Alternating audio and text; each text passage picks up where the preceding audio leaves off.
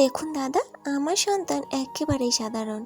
কখনো ফেল করেনি ঠিকই, কিন্তু যেসব নাম্বারের সম্মুখে বলা আজকাল বারণ, সেরকমই পায়। মানে ওর 60 থেকে 80 কিংবা 90 হবে আগামীতে, তা নয় তো প্রত্যাশী। কারণ আমি তো জানি সন্তান আমার প্রতি অতি সাধারণ। তবে কি জানেন, টিউশনি বাড়াইনি তো অকারণ। কারণ আইআইটি বা নিট যত খিটখিট করি, ও তো ওর জায়গাটা পাবে না।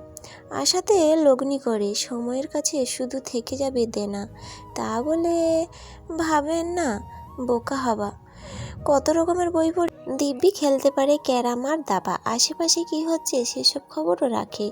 দেখেছি খাওয়াতে ছোটে মাহারা কুকুরের বাচ্চাকে। পাড়ার নেংড়িগুলোকে দেখলে লেজ নাড়া থামাতে চায় না। তবে এসবে সাধারণ খুবই, মানুষকে ডেকে এগুলো বলা যায় না। মানে ও তো ক্যারাম বা দাবা চ্যাম্পিয়ন নয়, খেলে ভালোবেসেই বোধ হয়। পশুপ্রেমী কখনো সংগঠনের নয় কর্ণধার, এমনি যত্ন করে সেই কুকুর ছানাদের। একেবারেই সাধারণ আমার সন্তান। খেলাধুলা করে বটে, শখ করে, শিখে বাবু গিটারটাও বাজায়। আবার ভাবেন না যেন স্কুলের টিম খেলে ধুলো কাদা মেখে ফেরে রোজ বিকেলে।